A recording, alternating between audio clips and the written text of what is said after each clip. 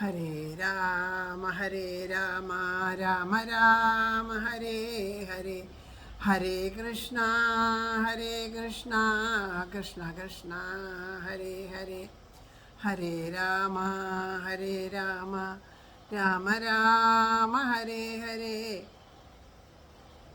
ഹരേ കൃഷ്ണ കൃഷ്ണ കൃഷ്ണ ഹരേ ഹരേ, ഹരേ രാമ രാമ ഹരേ ഹരേ, ഹരേ കൃഷ്ണ കൃഷ്ണ കൃഷ്ണ ഹരേ ഹരേ. സർവത്ര ഗോവിന്ദനാമ സങ്കീർത്തനം, ഗോവിന്ദ ഗോവിന്ദ. ശ്രീഹരയേ നമ. ഹരേ ഗുരുവായൂരപ്പ ശരണം. നാരായണ അഖില ഗുരു ഭഗവൻ നമസ്തേ. മുല്ലോർലിത്തേവരേ ശരണം. ജയ് ജയ് ശ്രീ രാധേശ്യാം രാധേശ്യാം. എല്ലാ സജ്ജനങ്ങളുടെയും പാദത്തിൽ മനസ്സുകൊണ്ട് നമസ്കരിക്കുകയാണ്. ശ്രീ ഗുരുവായൂരപ്പൻ്റെ അപാരമായിട്ടുള്ള കൃപാകടാക്ഷം കൊണ്ട് നമ്മുടെ സത്സംഗത്തിന് യാതൊരു വിഘ്നങ്ങളും വരാതെ കണ്ട് 2 അധ്യായം പാരായണം ചെയ്ത് സമർപ്പിക്കാനായിട്ട് സാധിച്ചു. ശ്രീമദ് ഭാഗവതം മാഹാത്മ്യത്തിലെ പത്മപുരാണത്തിൽ നിന്നെടുത്താണ് ഭാഗവത മാഹാത്മ്യം. അതിൽ 2 അധ്യായങ്ങൾ നമുക്ക് സമർപ്പിക്കാനായിട്ട് സാധിച്ചു. മൂലം ഭാഗവതത്തോടൊപ്പം തന്നെ അതിൻ്റെ അർത്ഥം ലളിതമായിട്ട് മനസ്സിലാകുന്ന രീതിയിൽ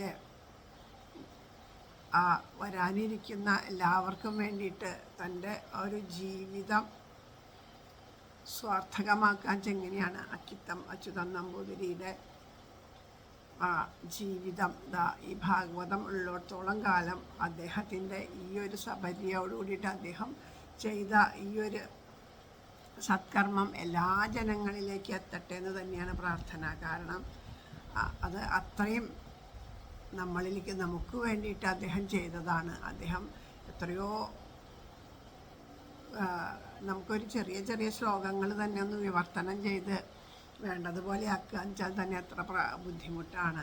അദ്ദേഹം പദാനുപദം ശ്ലോകാനുശ്ലോകം എടുത്തിട്ട് അത് യാതൊരു അർത്ഥവ്യത്യാസവും ഇല്ലാതെ കണ്ട് വേണ്ട രീതിയിൽ മൂലം വായിക്കുന്ന അതുപോലെ തന്നെ വായിക്കാവുന്ന രീതിയിൽ മലയാളത്തിലേക്ക് ലളിതമായിട്ട് വിവർത്തനമൊക്കെ ചെയ്തു.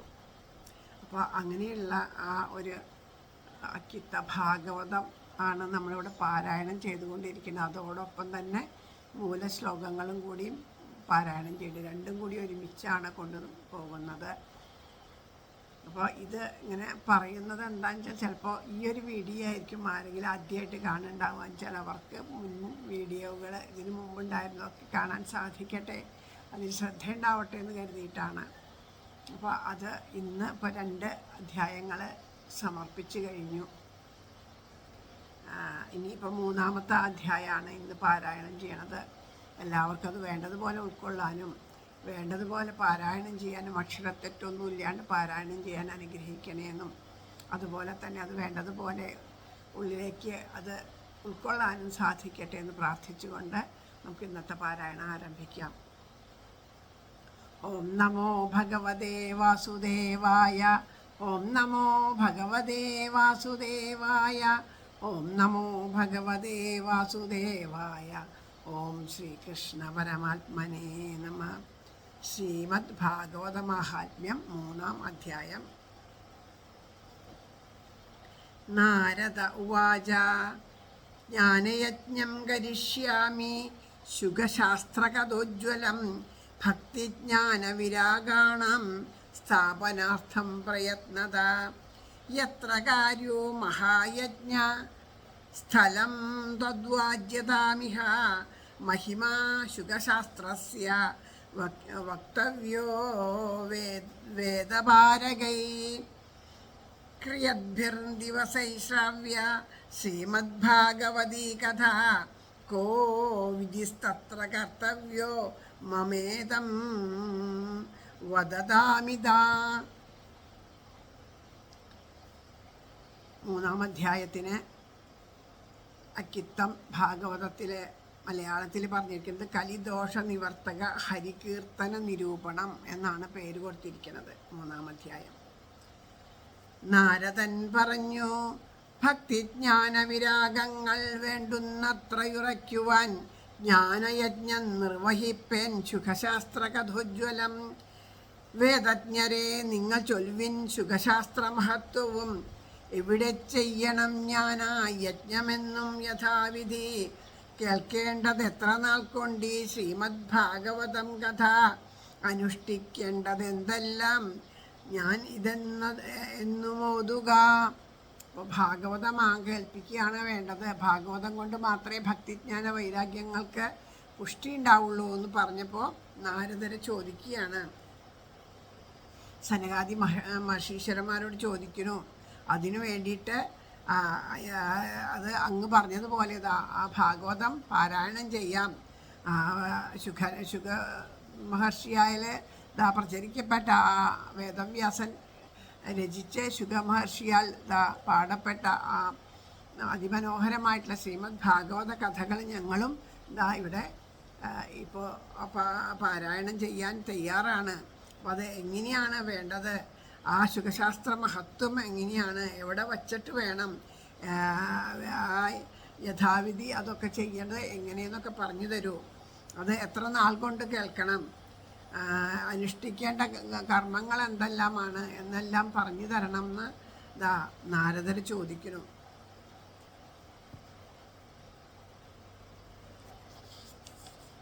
കുമാര ഊചു ശൃണു നാരദ വക്ഷ്യാമ്യോ വിനമ്രായ വിവേകിനെ. ഗംഗാദ്വാര സമീപം തു തടം ആനന്ദനാമകം. ഒന്നുകൂടെ വായിക്കാം. കുമാര ഊജു ശൃണു നാരദ വക്ഷ്യാമോ വിനിമ്രായ വിവേകിനെ. ഗംഗാദ്വാര സമീപം തു തടം ആനന്ദനാമകം. നാനാഋഷിഗണൈജുഷ്ടം ദേവസിദ്ധനിഷേവിതം. നാനാതരുലതാകീർണം നവകോമളവാലുകം. സനകാദികൾ പറഞ്ഞു, വിവേകവാനെ കേട്ടാലും വിനയാനമ്ര നാരദ. ഗംഗാദ്വാരത്തിലുണ്ട് ആനന്ദാഭിധം പുണ്യമാം തടം.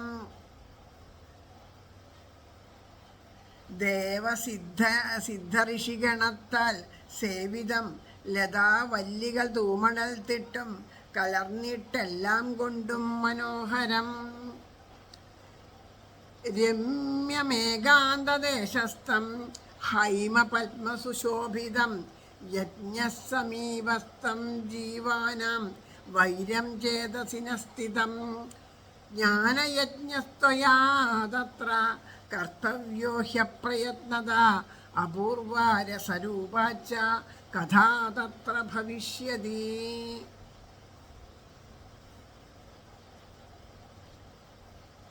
സുവർണപത്മഗന്ധത്താൽ രമ്യമേകാന്തമാസ്ഥലം. ജീവികൾക്കിട അവിടെ ജീവികൾക്കവിടെ തമ്മിൽ വൈരവും. അവിടെ ക്ലേശമില്ലാതെ ജ്ഞാനയജ്ഞം നടത്തിയാൽ അപൂർവരസരൂപത്തിൽ വിളങ്ങും ഹരിതൻ കഥ. അപ്പം എവിടെയാണ് ചെയ്യേണ്ടത് എന്ന് ചോദിച്ചതിൻ്റെ ഉത്തരാണ് പറയണത്. അത്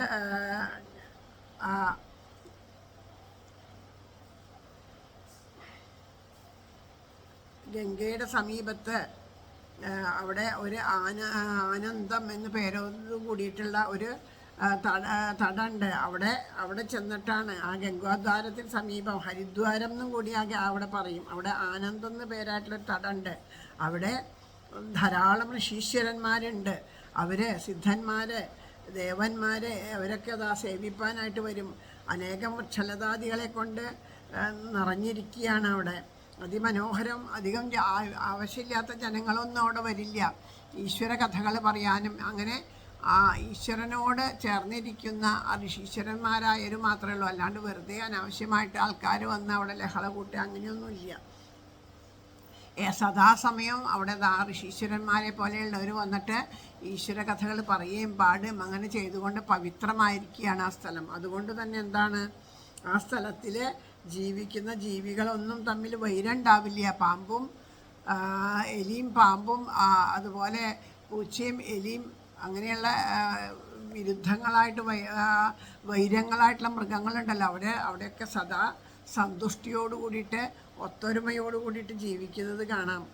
അപ്പോൾ അത്രയും മാഹാത്മ്യമുള്ള സ്ഥലത്ത് വെച്ചിട്ട് ആ യജ്ഞം നടത്തിയാൽ പിന്നെ വേറെ ഒന്നിൻ്റെയും ആവശ്യമില്ല എന്ന് പറയണം. അപ്പോൾ നമ്മൾ തിരഞ്ഞെടുക്കുന്ന സ്ഥലം, അതുകൊണ്ടാണ് ഭാഗവത സപ്താഹമൊക്കെ എവിടെയെങ്കിലുമൊക്കെ വെച്ച് നടത്തിയാൽ പറ്റില്ല എന്ന് പറയണേ.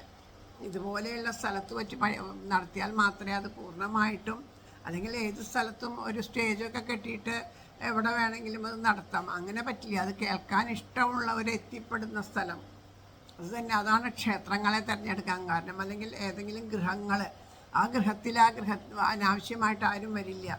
ഇങ്ങനെ ഒരു യജ്ഞം നടക്കുന്നുണ്ടെന്ന് കേട്ടറിഞ്ഞ് അതിന് താല്പര്യമുള്ളവർ മാത്രമേ വരുള്ളൂ. ക്ഷേത്രത്തിലായാലും അതെ അല്ലേ, വല്ല നാൽക്കവലകളിലോ ചന്തകളിലൊക്കെ ആകുമ്പോൾ പല വിധത്തിലുള്ള ആൾക്കാർ വരികയും പോവുകയും ചെയ്യും. പലരുടെയും ഇഷ്ടങ്ങൾ പല വിധത്തിലാവും. അത് വേണ്ടതുപോലെ കേൾക്കാൻ പറ്റിയെന്ന് വരില്ല. അത് മാത്രമല്ല, അതിൻ്റെ ഇടയിലിരുന്ന് മറ്റ് പല കാര്യങ്ങളൊക്കെ പറഞ്ഞിട്ട് ഇതിനൊരു മൂല്യച്യുതി വന്നു എന്ന് വരും. അപ്പം അതൊന്നും ഇല്ലാതെ കണ്ട് അനുയോജ്യമായ സ്ഥലത്ത് ഭാഗവത സപ്താഹം, ഭാഗവതം പാരായണം ചെയ്യണം എന്നാണ് ഇവിടെ പറഞ്ഞു തരണത്. ഇതൊക്കെ പറയണത് ആ സ്ഥലം ഹരിദ്വാരം എന്ന് പറയണു.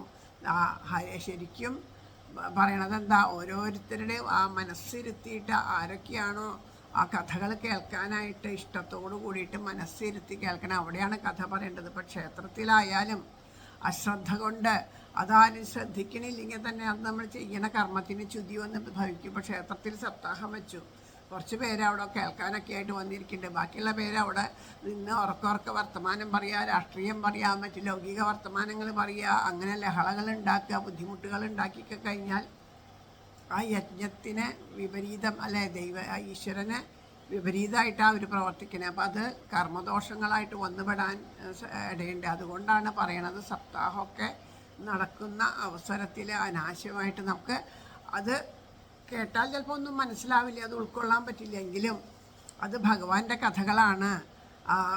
ഇത് നടത്തുന്നതിൻ്റെ ആ മഹത്വമൊക്കെ മനസ്സിലാക്കിയിട്ട് കലികാലത്ത് എല്ലാവരുടെയും ഉള്ളിലുള്ള മനോമാലിന്യങ്ങളൊക്കെ നീങ്ങിയിട്ട്, ആ താപത്രയങ്ങളൊക്കെ നീങ്ങിയിട്ട് മനസ്സും ആ പ്രദേശമൊക്കെ പരിശുദ്ധമാവാൻ വേണ്ടിയിട്ടാണ് ഇതിവിടെ നടത്തുന്നത്. ക്ഷേത്രമൊക്കെ പരിശുദ്ധമാവാൻ വേണ്ടിയിട്ടാണ്.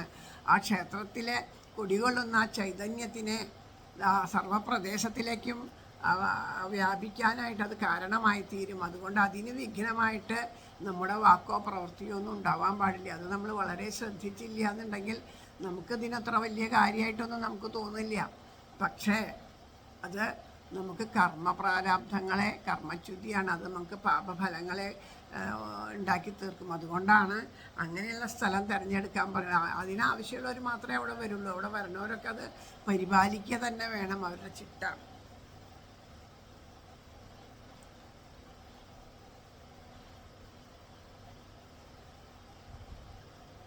അങ്ങനെയുള്ള സ്ഥലത്താണെങ്കിൽ, അങ്ങനെ പറയുകയാണെങ്കിൽ, ആ സ്ഥലത്തിൽ അവിടെ വെച്ച് നടത്തുമ്പോൾ അവിടെ യാതൊരു വിഘ്നങ്ങളും ഇല്ലാണ്ട് ആസ്വദിച്ചുകൊണ്ട് ആ കഥ പറയാനായിട്ട് പറയുന്ന ആൾക്ക് സാധിക്കും, ആസ്വദിച്ചുകൊണ്ട് കേൾക്കുന്നവർക്കും സാധിക്കും.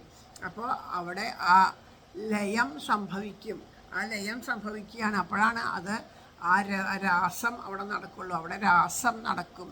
രാസക്രീഡ എന്നൊക്കെ നമ്മൾ കേട്ടാൽ കൃഷ്ണനും കുറേ പെണ്ണുങ്ങളും കൂടിയിട്ട് ഡാൻസ് കളിച്ചു എന്നൊക്കെ പറഞ്ഞ് കളിയാക്കണവരുണ്ട്. പക്ഷേ വേണ്ടതുപോലെ ഇതൊക്കെ ഉൾക്കൊണ്ട് കഴിഞ്ഞാൽ എന്താണ് രാസം എന്ന് വെച്ചാൽ, ആ ഭഗവാൻ, രസസ്വരൂപനായിട്ടുള്ള ഭഗവാൻ തന്നെയാണ് നമ്മുടെ ഉള്ളിലിരിക്കുന്നത്.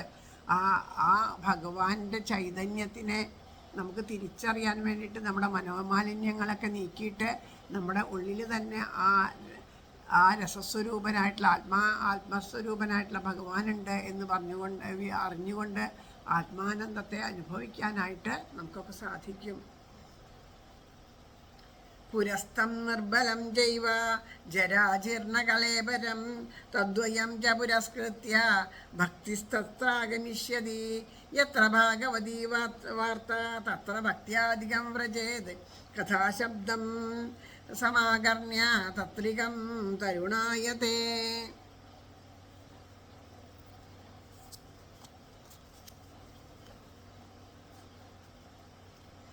ദുർബലന്മാരായ ജരാജീർണരെ തൻ്റെ മക്കളെ മുമ്പേ നടത്തിയിട്ടിവിടെ വന്നെത്തും ഭക്തിയം സതി. ഭഗവത് കഥ അങ്ങോട്ടെത്തും ഭക്ത്യാദ്യർ മൂവരും ലീലാകഥാശ്രുതി വഴി വരിക്കും നവയൗവനം. അപ്പോൾ ആ സനകാദി ഋഷീശ്വരന്മാർ പറയുക ഇതിനു വേണ്ടിയിട്ടാണ് ഇപ്പോൾ ഇവിടെ ഈ യജ്ഞം നടത്തുന്നത്. ആ ഭക്തിജ്ഞാന വൈരാഗ്യങ്ങളെ ഉണർത്താൻ വേണ്ടിയിട്ടാണ്. അവരിതാ ആദ്യമേ തന്നെ ഇത് കേൾക്കുമ്പോഴേക്കും ഈശ്വരനാമം ഇങ്ങനെയുള്ള സ്ഥലത്തൊക്കെ ഇരുന്ന് നാമം ജപിക്കുമ്പോഴേക്കും അവിടെ ഭക്തിയും ജ്ഞാനവും വൈരാഗ്യവും അവിടെ വന്നെത്തും. എങ്ങനെയാണ് വന്നെത്തണേ? ആ ജീർണിച്ച ശരീരത്തോട് കൂടിയിട്ടല്ല, അവരെ പുഷ്ടിയോട് കൂടിയിട്ട് അവിടെ വന്ന് എത്തും. ആ ഭഗവാന്റെ കഥകൾ കേൾക്കാനായിട്ട് അവിടെ വന്ന് എത്തും എന്ന് പറയണു.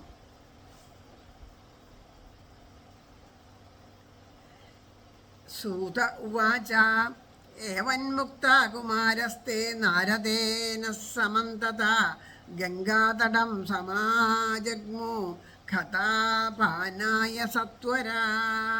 സൂതൻ പറഞ്ഞു, ഇതു കേൾക്കെ കുമാരന്മാരോടൊപ്പം ചെന്നു നാരദൻ കഥാപാനം ചെയ്യുവാനായി ഹരിദ്വാരത്തിലേക്കുടൻ. യഥാ സ്ഥടം തേതു തഥാ കോലാഹലോപ്യഭൂത് ഭൂർലോകേ ദേവലോകേ ച ബ്രഹ്മഗോലോകേ തഥൈവ ച. ശ്രീമദ്ഭാഗവത പീയൂഷപാനായ രസലംബട ധാവന്തോപ്യായയൂ സർവേ പ്രഥമം യേ ച വൈഷ്ണവ. ശ്രീഭാഗവത പീയൂഷപാനായ രസലംബട ധാവതോപ്യായയൂ സർവേ പ്രഥമം യേ ച വൈഷ്ണവ. പൊങ്ങി കോലാഹലമവർ ഹരിദ്വാരത്തിലെത്തവേ ഭൂമിയിൽ ദേവലോകത്തും ബ്രഹ്മലോകത്തും ഉത്സരം. ശ്രീഭാഗവത പാനത്തിനാശയാൽ രസകാംക്ഷയാൽ ഓടിപ്പാഞ്ഞെത്തുന്ന മുൻപരായി തന്നെ വൈഷ്ണവർ. അപ്പം അതാ നാരദരെ ഇങ്ങനൊരു സപ്താഹം നടത്താൻ പോണു, ഈശ്വര കഥകൾ അവിടെ പറയാൻ പോണു എന്ന് ഉള്ള ആ ഒരു വിവരം ഹരിദ്വാരത്തിൽ അങ്ങനെ നടത്തുന്നു എന്നുള്ളത് അറിയാം. ഭൂമിയിലും ദേവലോകത്തും ബ്രഹ്മലോകത്തും ഒക്കെ ആ വാർത്തകൾ എത്തി. അപ്പോൾ അവിടെ ആ ഭഗവാന്റെ കഥ കേൾക്കാനുള്ള കൊതി കൊണ്ട് എല്ലാവരും തന്നെ അവിടെ എത്തിച്ചേർന്നു എന്ന് പറയുക.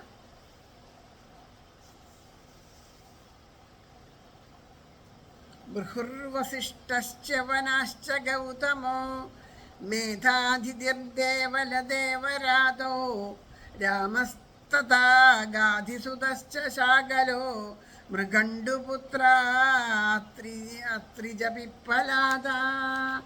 യോഗേശ്വരോ വ്യാസപരാശരൗ ച ഛായാശുഗോ ജാജ്വലീ ജഗ്നുമുഖ്യ സർവേപ്യമീ മുനിഗണാ സഹ പുത്രശിഷ്യ സ്വസ്ത്രീഭിരായുർ അതിപ്രണയേന യുക്ത. ആരൊക്കെയാണ് അവിടെ വന്നത് എന്നുള്ളത് പറയാണ്.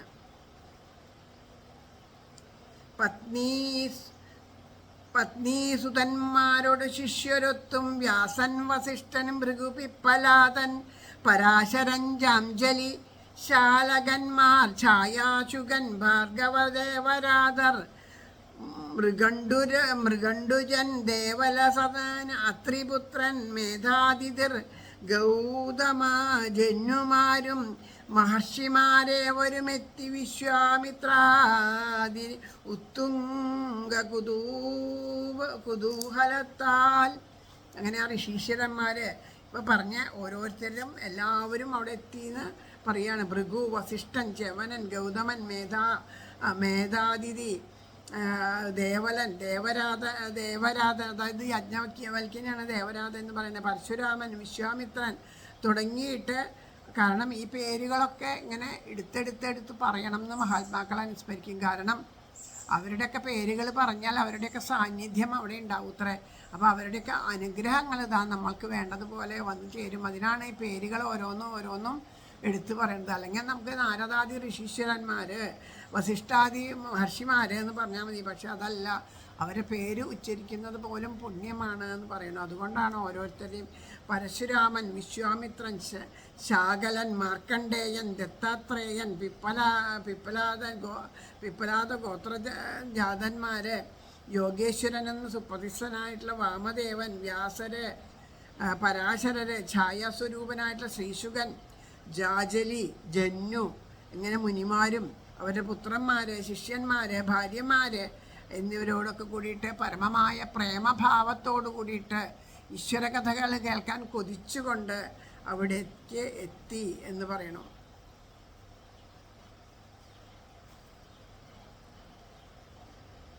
വേദാന്താനി ച വേദശ്ച മന്ദസ്തന്ത്രാ സമൂർത്തയാ ദശസപ്തപുരാണാനി ഷഡ്ശാസ്ത്രാണി തഥായയോ ഗംഗാദ്യാ സരിതസ്തത്ര പുഷ്കരാദീ സരാംസി ച ക്ഷേത്രാണി ച ദിശാ സർവ ദണ്ഡകാദീ വനാനി ച നാഗാദയോ യുയുസ്തത്ര ദേവഗന്ധർവകിന്നരാ ഗുരുത്വാത്ര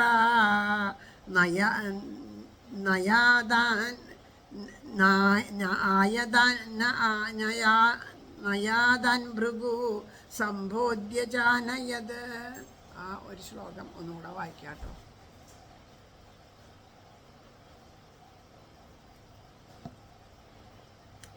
നാഗാദയോ യയുസ്തത്ര ദേവഗന്ധർവകിന്നരാ ഗുരുത്വാസ്തത്ര നയാദാൻ. ഹരേ കൃഷ്ണ.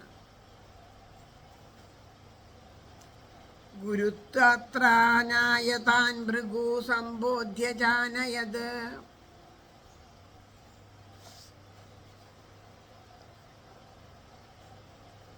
മന്ദതന്ത്രങ്ങൾ വേദാന്തം, 6 ശാസ്ത്രങ്ങൾ വേദവും, 17 പുരാണങ്ങൾ വന്നെത്തി മൂർത്തരൂപികൾ. അവിടെ മന്ത്രങ്ങൾ, തന്ത്രങ്ങൾ, വേദാന്തം, 6 ശാസ്ത്രങ്ങൾ, വേദങ്ങൾ, 17 പുരാണങ്ങൾ, ഇതൊക്കെ മനുഷ്യരൂപത്തിൽ, മൂർത്തി രൂപത്തിൽ സ്വീകരിച്ചുകൊണ്ട് അവിടെ ഭാഗവതം കേൾക്കാൻ വന്നെത്തി. പിന്നെയോ ഗംഗ തൊട്ടുള്ള നദികൾ, പുഷ്കരാദി സരസ്സുകൾ, ക്ഷേത്രങ്ങളും ദിക്കുകളും ദണ്ഡകാ ത്രിവനങ്ങളും, പിന്നെ ആ നദികൾ, സരസ്സുകൾ, ദിക്കുകൾ, വനങ്ങൾ, ഇതെല്ലാം ഒക്കെ എല്ലാവരും ഓരോരോ രൂപം പൂണ്ടുകൊണ്ട്, സ്ത്രീരൂപവും പുരുഷരൂപവും ഒക്കെ ധരിച്ചുകൊണ്ട് അവിടെ വന്നെത്തി. ദേവഗന്ധർവാസുരരും വന്നെത്തി, പർവ്വതങ്ങളും സ്വയം വരാത്തോരുമെത്തി, ഭൃഗുതൻ പോയി ക്ഷണിക്കയാൽ. അപ്പോൾ എങ്ങനെ എല്ലാവരും വന്നു. പക്ഷെ കുറേ പേരൊന്നും വന്നില്ല. കാരണം ഒരുപക്ഷെ അറിയാണ്ടാവും, അല്ലെങ്കിൽ തന്നെത്താൻ എങ്ങനെയാണ് വരിക, ആരെങ്കിലും ക്ഷണിക്കണ്ടേന്ന് വിചാരിച്ചിരിക്കണവരാവും. അപ്പോൾ അങ്ങനെയുള്ളവർ വന്നിട്ടില്ല എന്ന് അറിയുമ്പോൾ ഭൃഗു മഹർഷി എന്ത് ചെയ്യണം?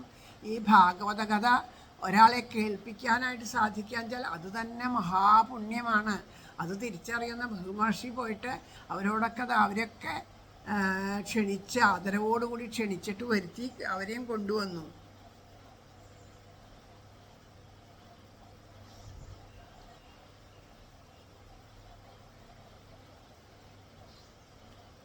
അതാണ് അവിടെ എനിക്കൊരു സംശയം ഉണ്ടായ വാക്ക്.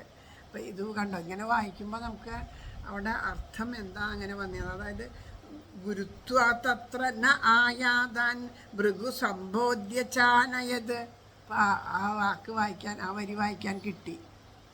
അത് വെറുതെ വായിച്ചു പോകുമ്പോൾ ആ അർത്ഥം ഇപ്പോൾ അവിടെ പറഞ്ഞപ്പോൾ അപ്പോൾ ആ അർത്ഥം വരുന്ന രീതിയിൽ ആയാതൻ എന്നുള്ളത് ന്യായതൻ, ഇതിൽ ന്യായാതാൻ ഒരുമിച്ചാണ്. അപ്പം അതിൻ്റെ അർത്ഥം എന്താണെന്ന് എനിക്ക് നിശ്ചയം ഉണ്ടായില്ല.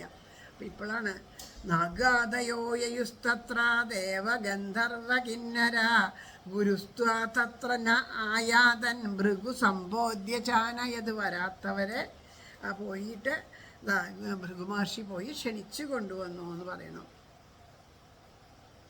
ദീക്ഷിതാ നാരദേനാഥ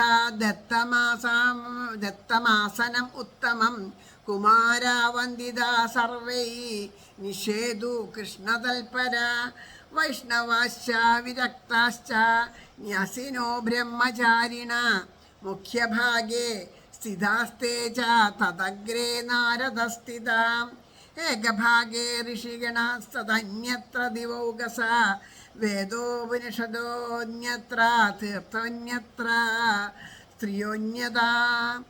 ഓരോരുത്തരും എവിടെയായിരുന്നു ഇങ്ങനെ ഇരുന്നത് എന്നുള്ള കാര്യങ്ങളാണ് ഈ 3 ശ്ലോകങ്ങളെ കൊണ്ട് പറയണത്.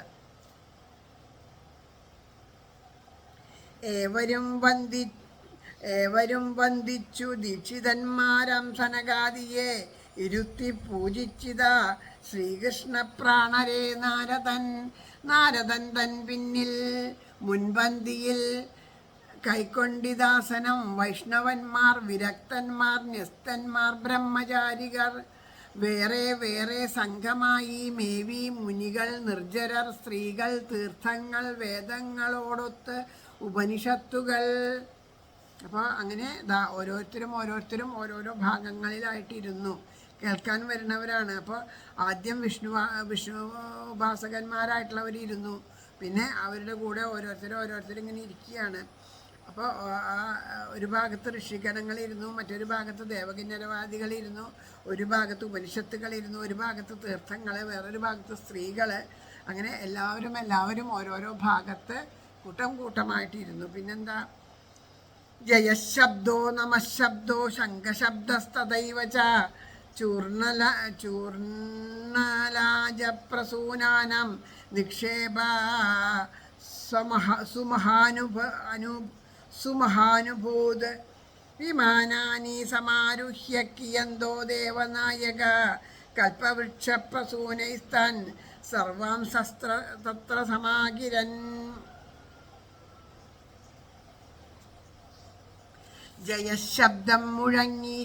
ജയശബ്ദം നമശബ്ദം മുഴങ്ങി ശംഖനാദവും വർഷിച്ചു നീളെ പനി മലർപ്പൂവുകൾ തൊട്ടവ വിമാനത്തിൽ തെരുതരെ കേറിയെത്തും സുരേശ്വരർ കൽപ്പവൃക്ഷപ്പൂക്കളല്ലോ തൂകി സജ്ജനമൗലിയിൽ.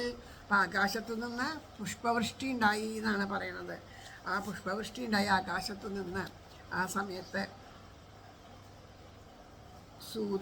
സൂത ഉവാച ഏവം ദ്വേഷകചിത്തേഷു ശ്രീമദ്ഭാഗവതസ്യ ച മാഹാത്മ്യമൂചിരേ സ്പഷ്ടം നാരദായ മഹാത്മനെ. സൂതൻ പറഞ്ഞു, ഏവം സന്തുഷ്ടരാകെ സനകാദികൾ ചൊല്ലിനാർ ശ്രീമദ്ഭാഗവതൈശ്വര്യം നാരദൻ കേൾപ്പതിന്നുടൻ.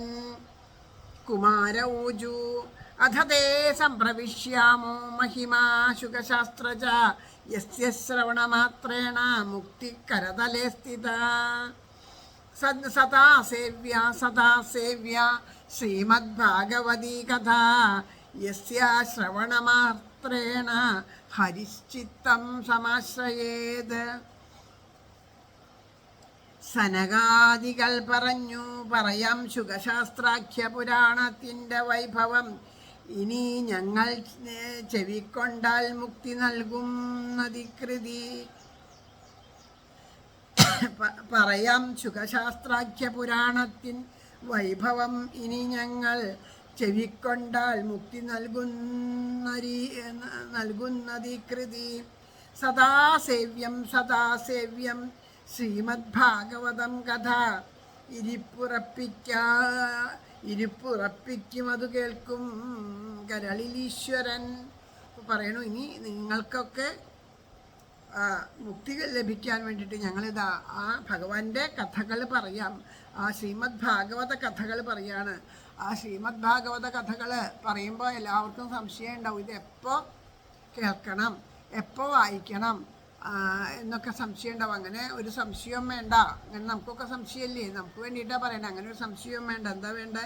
സദാസേവ്യ സദാസേവ്യ, അതാണ് സദാസേവ്യം സദാസേവ്യം ശ്രീമദ് ഭാഗവതം കഥ.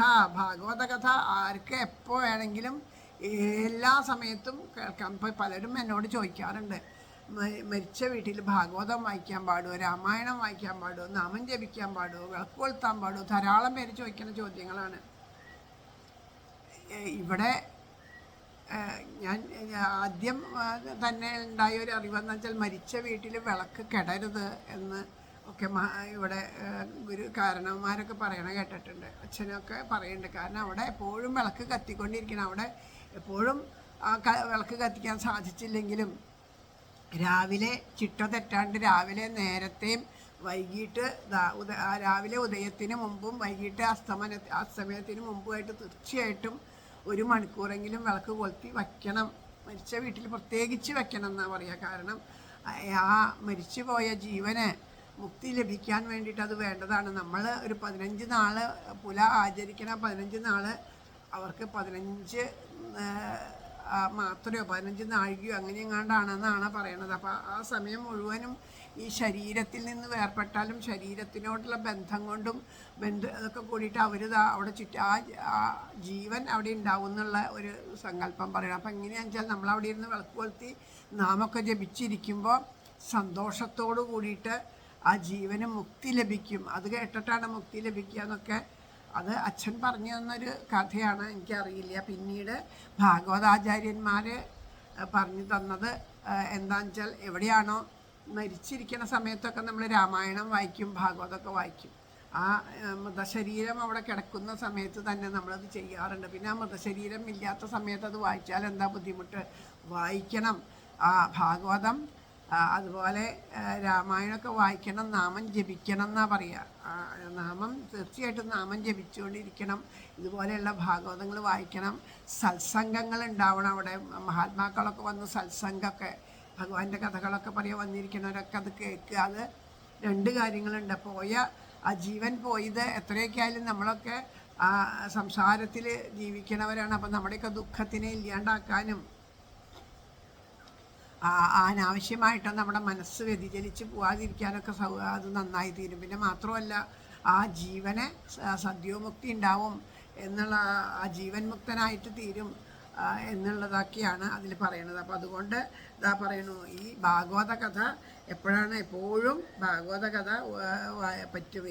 ഏത് സമയത്തും സദാസേവ്യ എന്നാണ് പറയണേ. അപ്പോൾ അതുകൊണ്ട് എപ്പോഴും ശ്രീമദ് മുഴുവനും യോഗ്യ എപ്പോൾ വേണമെങ്കിലും വായിക്കാം. ജീവിതകാലം മുഴുവനും ഇത് വായിച്ചുകൊണ്ടിരിക്കാം എന്നാണ് പറയണത്. ഏത് സമയത്തും ആർക്കും എപ്പോഴും വായിക്കാവുന്നതാണ്. ഇത് എത്ര വായിച്ച് ഉള്ളിൽ ഉറപ്പിക്കുമ്പോൾ നമ്മുടെ ഉള്ളിൽ ആ ഈശ്വരനും ആ ഹരി നമ്മുടെ ഉള്ളിലിരിക്കുന്ന ആ ആത്മാവായിട്ടിരിക്കുന്ന ഹരിയെ നമുക്ക് അനുഭവിക്കാനായിട്ട്, ആത്മാനന്ദം അനുഭവിക്കാനായിട്ട് സാധിക്കും. ആ ഹരിയെ നമുക്ക് ഉള്ളിലുള്ള ഹരിയെ തെളിഞ്ഞ് നമുക്ക് കാണാൻ സാധിക്കും. ഉള്ളിൽ അത് നമുക്ക് അനുഭവിക്കാൻ സാധിക്കും. നാരദാദി ഋഷീശ്വരന്മാരൊക്കെ ആ ധ്യാനത്തിലും തപസ്സിലൊക്കെ ഇരുന്നിട്ട് ഉള്ളിലിരിക്കുന്ന ആ ആത്മചൈതന്യമായിട്ട് ആത്മാവായിട്ടിരിക്കുന്ന ഈശ്വരനെ ആത്മസാക്ഷാത്കരിച്ചുകൊണ്ട് ഇതങ്ങനെ അല്ലെ അവരിങ്ങനെ ഉള്ളിൽ ഹൃദയത്തിൽ തെളിഞ്ഞ് കാണുക ചെയ്യണം. അതുപോലെ നമുക്കെല്ലാവർക്കും ഈ ഭാഗവതം കൊണ്ട് ഉള്ളിലെ ആ ചിത്തത്തിലെ ആ ഈശ്വരനെ തെളിഞ്ഞ് കാണാൻ സാധിക്കും എന്ന് പറയാം.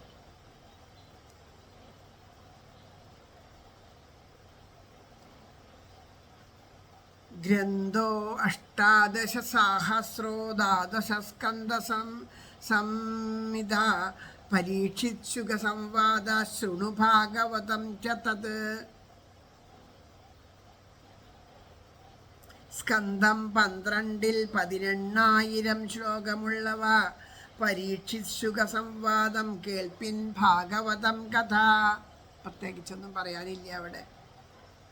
താവത് സംസാര ചക്രേസ്മിൻ ഭ്രമതേ ജ്ഞാനതപ്പുമാൻ യാവത് കർണഗതാ നാസ്തി ശുഖശാസ്ത്രകഥാക്ഷണം. ശുഖശാസ്ത്രകഥാലേശം നുകരും മാത്രയോളമേ സംസാരചക്രത്തിൽ നരൻ ഭ്രമിക്കൂ മൂഢബുദ്ധിയാൽ. ഈ എപ്പോഴാണോ ഭാഗവത കഥ കേൾക്കാൻ വെച്ചാൽ ചെവി കൊണ്ട് ജസ്റ്റ് ഒന്ന് കേൾക്കലല്ല. അതുകൊണ്ടാണ് സാവധാനതയാ ശൃണു എന്ന് എപ്പോഴും കേൾക്കാം. സാവധാനം മനസ്സിരുത്തി വേണ്ടതുപോലെ അതിനെ ഉൾക്കൊണ്ടുകൊണ്ട് നമ്മളത് ശ്രവിച്ചിട്ട് അത് എപ്പോഴാണോ അങ്ങനെ നമ്മൾ കേൾക്കുന്നത്, ആ കേൾക്കുന്ന ആ ക്ഷണം നമ്മുടെ അതുവരെ നമ്മൾ ലൗകിക സുഖങ്ങളിലൊക്കെ ഭ്രമിച്ച് നടക്കും. അത് നമ്മുടെ ഉള്ളിലേക്ക് ഇപ്പോൾ എത്രയോ നമുക്ക് കാണാമല്ലേ, ഭാഗവതത്തിനെ ഈ കലികാലത്തിൻ്റെ ഇത് പറയണതുകൊണ്ട് ഭാഗവത ഒരു ഉപാസന എന്നതിൽ പേര് ഒരു ധനം സമ്പാദിക്കാനുള്ള ഒരു വഴിയായിട്ട് വരെ ആൾക്കാർ ഇതിനെ കൊണ്ട് നടക്കുന്നുണ്ട്. അവർ വായിക്കുന്ന ഭാഗവതം കേട്ടാൽ എത്രയോ പേരുടെ ഉള്ളിൽ ആ ഭാഗവതം കേട്ടിട്ട് ആനന്ദം കൊണ്ട് അവർക്ക് ആ ഭാഗവതത്തിൽ നിന്ന് ആ രസം അവർക്ക് അനുഭവിക്കാൻ സാധിക്കുന്നുണ്ട് എത്രയോ പേര്. പക്ഷേ ഈ വായിക്കുന്നവർക്ക് പലപ്പോഴും അത് അനുഭവിക്കാൻ സാധിക്കുന്നില്ല. കാരണം അവരുടെ ലക്ഷ്യം ധനസമ്പാദനമാണ്. അങ്ങനെ അവർ വായിക്കുന്നുണ്ട്. പക്ഷെ അതുകൊണ്ട് അവർക്ക് പ്രയോജനം ഇല്ലെങ്കിലും കേൾക്കുന്നവർ ഈ ഒരു ഭാവത്തിലേക്കും അവർക്ക് പ്രയോജനപ്പെടുന്നുണ്ട്. പക്ഷേ അങ്ങനെ അനേകം വായിച്ച് എപ്പോഴെങ്കിലും ഒരിക്കൽ എന്തിനായാലും വേണ്ടില്ല, ഏത് ഉദ്ദേശത്തോടായാലും കൂടി ആശ്രയിച്ച് തന്നെയല്ലേ എന്നുള്ളതാവുമ്പോൾ ഭഗവാൻ തന്നെ അവരുടെ ഉള്ളിൽ അതിന് ഒരു രതി ഉണ്ടാക്കാനായിട്ട് ഭഗവാൻ തന്നെ അനുഗ്രഹം ചൊരിയും. അപ്പം അങ്ങനെ എപ്പോഴാണോ അത് നമ്മുടെ ഉള്ളിലേക്ക് എത്തുന്നത് ആ സമയത്ത് അതുവരെ മാത്രമാണ് ഈ സംസാരത്തിൽ ഭ്രമിക്കുള്ളൂ. ധനത്തിനും മറ്റുള്ള സുഖഭോഗാദികൾക്കൊക്കെ കൂടി ഭ്രമിക്കുള്ളൂ. അതുവരെ നമ്മൾ അതെത്തണ വരെ ഇത് ഈ പറഞ്ഞോണം നമുക്ക് അത് ഉള്ളിലേക്ക് എത്തണം. അതെത്തണമെങ്കിൽ ഈശ്വരാനുഗ്രഹം വേണം. അതിന് ആ ഭക്തിഭാവത്തോട് കൂടിയിട്ട് ഭാവത്തോട് കൂടിയിട്ട് ഇതല്ലാണ്ട് വേറൊരു വഴിയില്ല എന്നുള്ള ഭാവത്തോട് കൂടിയിട്ട് അങ്ങനെയാണല്ലോ. ഇനിയിപ്പോൾ പറയാൻ പോണ കഥയിൽ ഒരു ദുന്തുകാരി എന്നുള്ള പ്രേതം അങ്ങനെയാണ് കേൾക്കണം. വേറൊരു വഴിയില്ലാത്തതുകൊണ്ട് ശ്രദ്ധയോടുകൂടി കേട്ടു. പക്ഷെ എങ്ങനെയായാലും കേട്ടത് ശ്രദ്ധയോട് കൂടിയിട്ടായപ്പോൾ അതിന് മുക്തി ലഭിച്ച കഥ അടുത്ത അധ്യായത്തിൽ ഇനിയിപ്പോൾ അത് പറയും. അപ്പം അതുപോലെയാണ്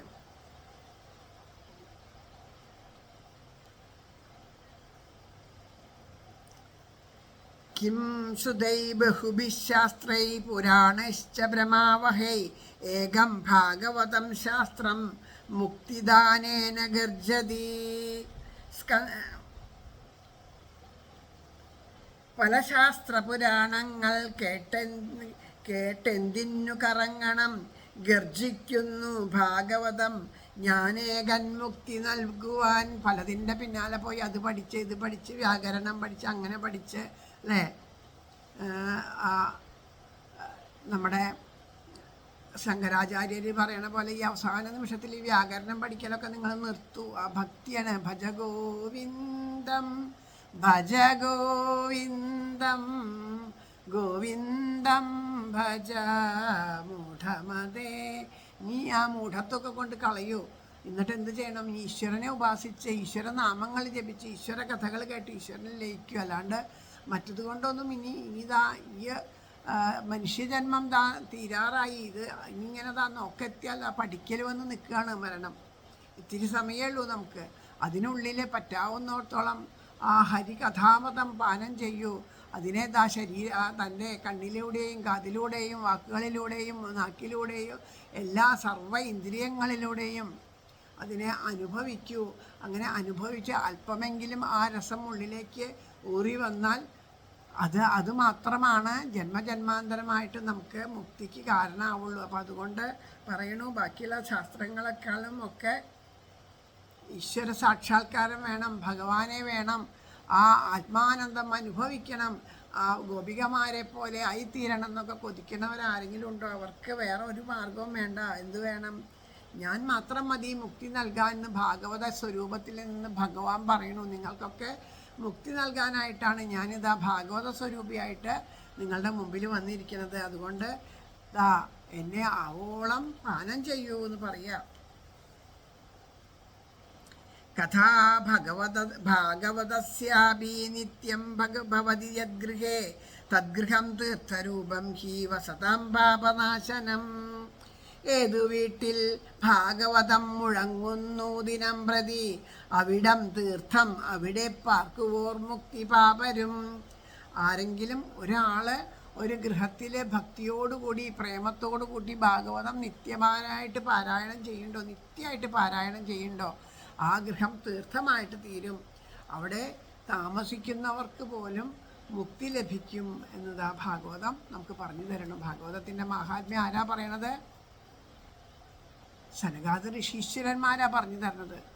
അപ്പോൾ അവർ പരമമായ ഭക്തന്മാരാണ്. ആ ഭക്തൻ്റെ വാക്കു സത്യമാക്കുവാൻ ഓടിയെത്തിയിടും അച്യുതൻ. ഇത്രയ്ക്കും ഭക്തവാത്സല്യം വേറെ ആരിലുണ്ടെൻ്റെ മാധവ. ഇത്രയും ഭക്തവാത്സല്യമുള്ള വേറെ ആരുമില്ല, ശ്രീ ഗുരുവായൂരപ്പനല്ലാണ്ട് ആരുമില്ല എന്നതാ പറയണു. അപ്പം അതുകൊണ്ട് ആ ഭഗവാൻ ആ ഭക്തന്മാർ പറഞ്ഞ വാക്കുകളാണ്. ആ വാക്കുകളെ സത്യമാക്കാൻ വേണ്ടിയിട്ടായാലും കൂടി നമുക്ക് ഭക്തിയില്ല, നമ്മൾ വേറെ ഇങ്ങനെ വെറുതെ വായിക്കണേ ഉള്ളൂ വെച്ചാലും അതിനെ സത്യമാക്കാൻ, ഇത് വായിച്ചാൽ മുക്തി കിട്ടുന്നത് ആ സനകാദി ഋഷീശ്വരന്മാരാ പറഞ്ഞേക്കണേ. അപ്പോൾ അവരുടെ വാക്കിനെ സത്യമാക്കാൻ വേണ്ടിയിട്ട് ഭഗവാൻ നമ്മളുടെ ഉള്ളിലിരുന്ന് വിളങ്ങിക്കൊണ്ട് വേണ്ടതുപോലെ നമ്മളുടെ പാരായണങ്ങളെ നമ്മളെ കൊണ്ട് തന്നെ ശവിപ്പിച്ച് നമുക്ക് ഭഗവാൻ തന്നെ പാരായണം ചെയ്ത് നമ്മൾ പാരായണം ചെയ്ത പോലെയാക്കും. ഭഗവാൻ തന്നെ നമ്മുടെ ആ കർണത്തിലിരുന്ന് കേട്ടിട്ട് നമ്മൾ കേട്ടതുപോലെയാക്കും. ഭഗവാന്റെ കാരുണ്യമാണ്. അങ്ങനെ ആയിട്ട് ആ ഭഗവാനോട് ആ മനസ്സിലിരുന്ന് നമുക്ക് രതി ഉണ്ടാവണ പോലെ ഭഗവാനാക്കി തീർത്ത് നമ്മളെ അവസാനം ആ ഭഗവാന്റെ ആ ഭഗവാനിൽ ആ പരമപ്രേമം ഉണ്ടാക്കി തീർത്ത് നമ്മളെ അനുഗ്രഹിക്കും. ഭഗവാന്റെ കാരുണ്യം, ആ ഭക്തവാത്സല്യം ആലോചിച്ച് നോക്കൂ.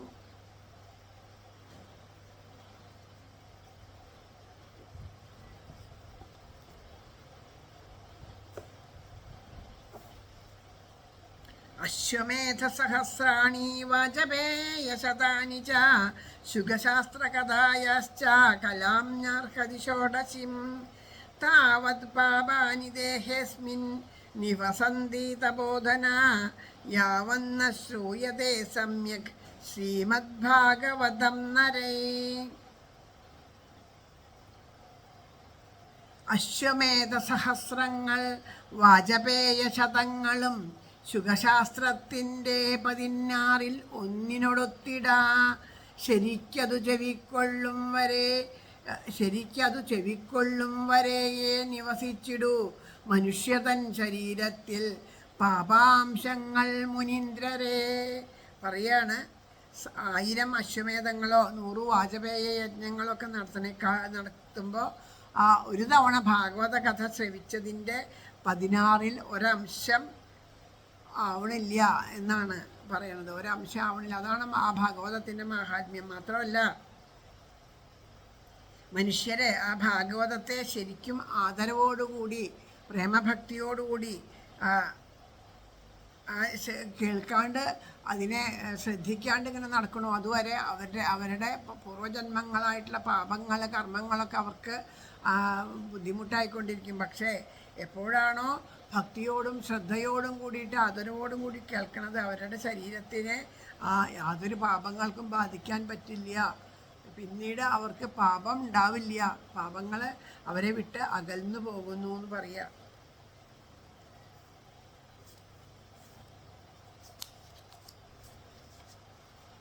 ന ഗംഗാന ഗയാ കാശി പുഷ്കരം ന പ്രയാഗകം ശുഖശാസ്ത്രകഥായശ്ച ഫലേന സമതാം നയേത്.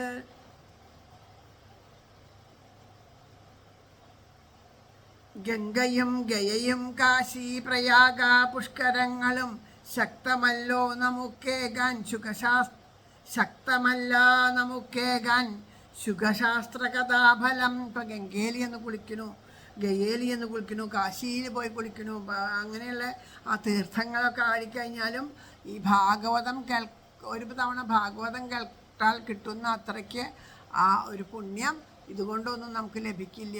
ഇവിടെയൊന്നും പോകാൻ പറ്റാണ്ട് വിഷമിച്ചിരിക്കണവരൊക്കെ എന്ത് ചെയ്താൽ മതി? അവരവരുടെ വീട്ടിലിരുന്ന് ഭാഗവതം വായിച്ചാൽ മതി. ആ ഭാഗവതം വായിക്കുക കൊണ്ട്, അല്ലെങ്കിൽ ഭാഗവതം വായിക്കാൻ അറിയില്ലെങ്കിൽ കേൾക്കുക കൊണ്ട്, അല്ലെ അറിവില്ലാത്തവർക്ക് അറിയാൻ വേണ്ടി ഇതാ ഭഗവാൻ ഏതെല്ലാം വിധത്തിൽ ആരെയൊക്കെ ഇതാ നിയോഗിച്ച് നമ്മളേതാ ഭഗവാനോട്. അതാണ് ഭഗവാന്റെ കാരുണ്യം എന്ന് പറഞ്ഞാൽ. ഞാൻ നേരത്തെ പറഞ്ഞില്ലേ, നമ്മുടെ ചെവിയിലിരുന്ന് ഭഗവാൻ കേട്ടിട്ട് നമ്മൾ കേട്ട പോലെ ആക്കണമെന്ന്. ഇതുപോലെ ഇതാ ഓരോ മഹാത്മാക്കളുടെ ഉള്ളിലിരുന്ന് ഭഗവാൻ പ്രവർത്തിച്ച് ഇതുപോലെയുള്ള ഗ്രന്ഥങ്ങളൊക്കെ നമുക്ക് എത്തിച്ചു തന്ന് നമ്മുടെ ഉള്ളിലേക്ക് രതി ഉണ്ടാക്കി ഭഗവാൻ നമ്മുടെ ഉള്ളിലിരുന്നിട്ട് സന്തോഷിക്കണം.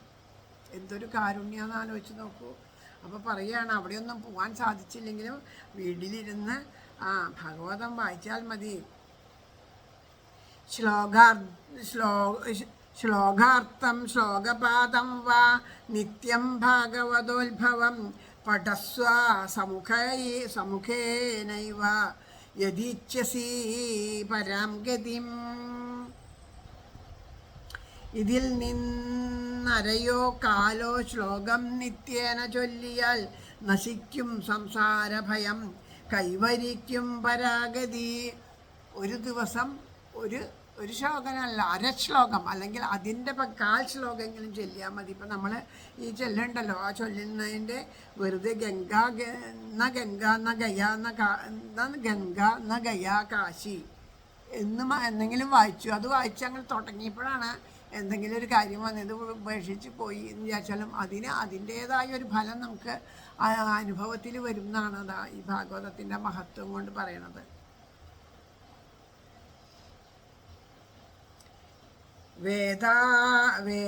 വേദാതിർവേദമാദാച്ച പൗരുഷം സൂക്തമേവ ച ത്രയീ ഭാഗവതം ചൈവ ദ്വാദശാക്ഷരമേവ ച ദ്വാദശാത്മാ പ്രയാഗശ്ച കാലഃ സംവത്സരാത്മകഃ ബ്രാഹ്മണാശ്ച അഗ്നിഹോത്രം ച സുരഭിർദ്വാദശീ തഥാ തുളസീ ച വസന്തശ്ച പുരുഷോത്തമ ഏവ ച ഏതേഷം തദ്വതഃപ്രാജ്ഞൈർന പൃഥഗ് ഭാവയിഷ്യതേ.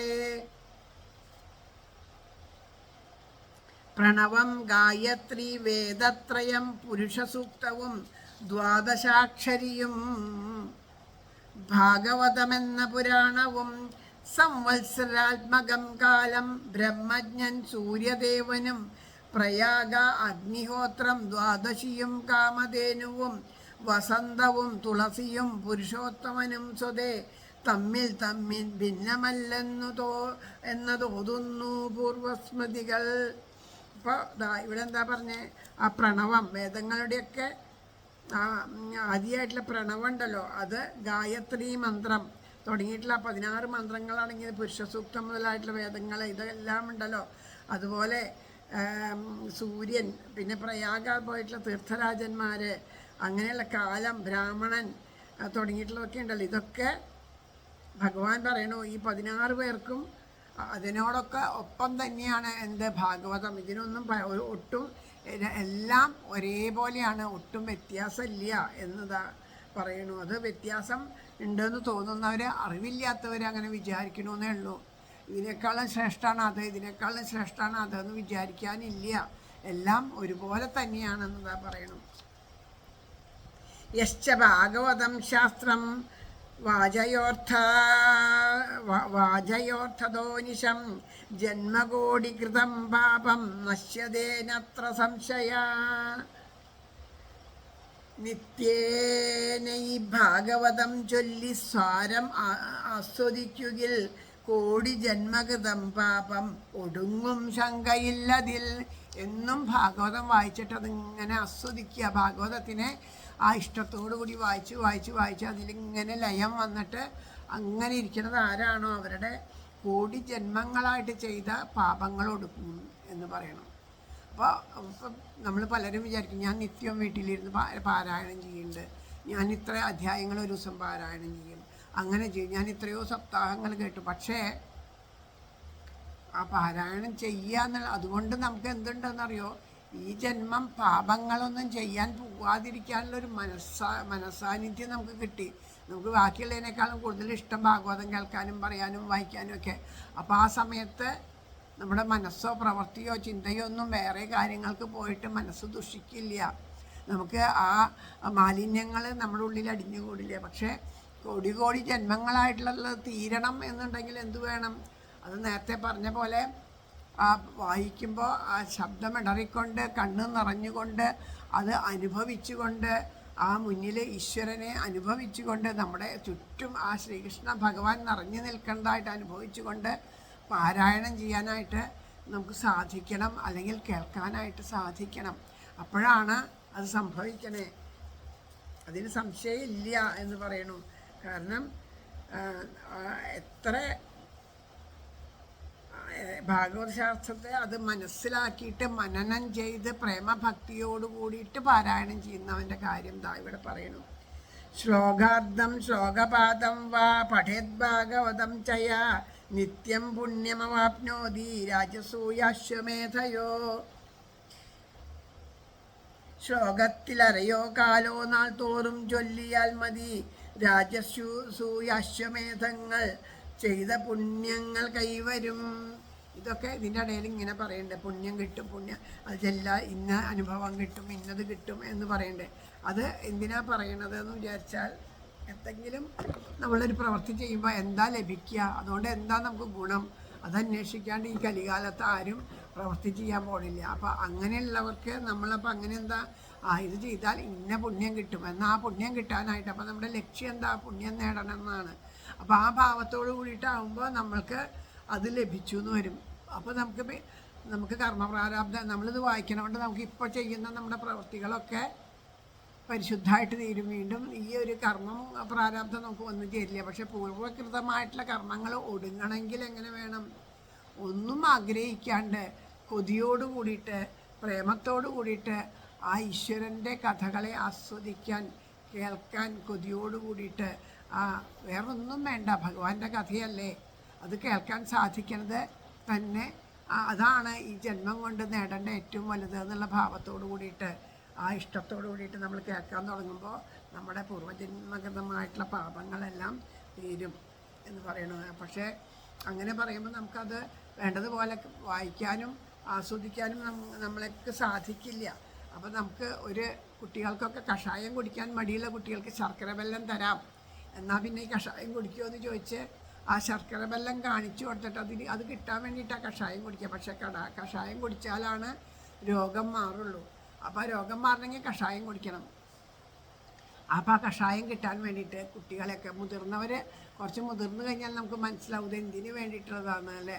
അപ്പോൾ അത് നമുക്ക് ആരും നമ്മളെ നിർബന്ധിക്കേണ്ട കാര്യമൊന്നുമില്ല, നമുക്ക് അല്ലാണ്ട് തന്നെ ചെയ്യാൻ പറ്റും. അങ്ങനെ നമുക്കിതിന് ആദ്യം തന്നെ നമുക്കിതിനോടൊരു ഇഷ്ടം വരാൻ വേണ്ടി കേട്ടല്ലാണ്ട് ഇഷ്ടം വരുള്ളൂ ഇല്ലല്ലോ. അറിഞ്ഞാലല്ലേ ഇതിൻ്റെ ഉള്ളിൽ എന്താണെന്ന് അറിഞ്ഞാലല്ലേ നമുക്ക് അതിനോടൊരു ഇഷ്ടം ഉണ്ടാവുള്ളൂ. അപ്പോൾ അങ്ങനെ ആ ഇഷ്ടം വരുത്താൻ വേണ്ടി ഇങ്ങനെ കുറച്ചൊക്കെ പറയും, ഇതിന് ഇന്ന ഫലമുണ്ട്, ഇതിന് ഇന്ന ഫലമുണ്ട്. അപ്പോൾ ഫലത്തിനെ മോഹിച്ചിട്ട് നമ്മളത് ചെയ്യും. പക്ഷേ അതിനേക്കാളും നമ്മുടെ മനസ്സ് ആർദ്രമാകുന്നതും കണ്ണുകൾ നിറയുന്നതും നമുക്കതിനോടൊരു ഇഷ്ടം ഉണ്ടാവുന്നതൊക്കെ അറിയാണ്ട് സംഭവിച്ചുകൊണ്ടിരിക്കും. അതാണ് ഭാഗവതത്തിൻ്റെ മഹത്വം. ഉക്തം ഭാഗവതം നിത്യം, ഹരേ കൃഷ്ണ, ഉക്തം ഭാഗവതം നിത്യം കൃത്യം ച ഹരിചിന്തനം തുളസീപോഷണം ജൈവാധേനൂനം സേവനം സമം അന്ധകാലേ തു യേനൈവ ശ്രൂയതേ ശുഖശാസ്ത്രവാക് പ്രീത്യാ തസ്യൈവ വൈകുണ്ഠം ഗോവിന്ദോഭിപ്രയശ്ചതി. ഹേമസിംഹയുധം ചൈതദ്വൈഷ്ണവായ ദദാതി ച കൃഷ്ണേന സഹ സായോജ്യം സാ പുമാം ലഭത്തെ ധ്രുവം. ശ്രീമദ്ഭാഗവതം നിത്യം ചൊല്ലലും ഹരിസേവയും തുളസീരക്ഷയും ഗോസംസേവയും തുല്യസേവനം. എന്നും ഭാഗവതം വായിക്കുക, അല്ലെങ്കിൽ എന്നും ഈശ്വര സേവകൾ ചെയ്യുക, തുളസിയെ പൂജിക്കുക, അതുപോലെ ഗോക്കളെ സേവ ചെയ്യുക. ഇതിനൊക്കെ തുല്യമായിട്ടുള്ള ഫലങ്ങൾ, ഒരേ ഫലമാണ് ഇതൊക്കെ. ഇതിലേത് ചെയ്താലും ഒരേ ഫലമാണ് എന്ന് പറയണം. അപ്പോൾ ഇതൊക്കെ നമുക്കിപ്പോൾ ഗോസേവ ചെയ്യണം എന്ന് ആഗ്രഹമുണ്ട്, അല്ലെങ്കിൽ ഒരു അമ്പലത്തിൽ ചെന്നിട്ട് ആ ക്ഷേത്രത്തിന് വേണ്ടിയിട്ട് ഹരിസേവ, ക്ഷേത്രം അടിച്ച് വാരി തുടച്ച് വൃത്തിയാക്കി അതൊക്കെ ചെയ്ത് അങ്ങനെ പോകണം എന്ന് നമുക്ക് ആഗ്രഹമുണ്ട്. നമുക്ക് സാധിക്കണില്ല, പലതും നമുക്ക് സാധിക്കാണ്ട് വന്നു വെച്ചാൽ എന്ത് ചെയ്യണം? ഈ ഭാഗവതം പാരായണം ചെയ്താൽ മതി. അതിൻ്റെയൊക്കെ ഫലം തന്നെയാണ് ഭാഗവതം പാരായണം ചെയ്താൽ എന്ന് പറയണം.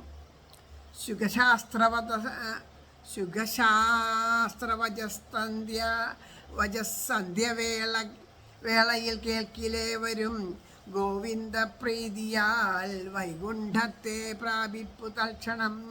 അപ്പോൾ ഓരോരുത്തരുടെ ആ അന്ത്യകാലത്ത് എത്ര മഹാഭാപിയായാലും വേണ്ടില്ല, അന്ത്യകാലത്താകുമ്പോൾ അവൻ്റെ ഉള്ളിലൊരു പശ്ചാത്താപമൊക്കെ ഉണ്ടാവും. കാരണം ആ ഒരു നിസ്സഹായ അവസ്ഥ എല്ലാവരുടെ ഉള്ളിലും ഉണ്ടാവും.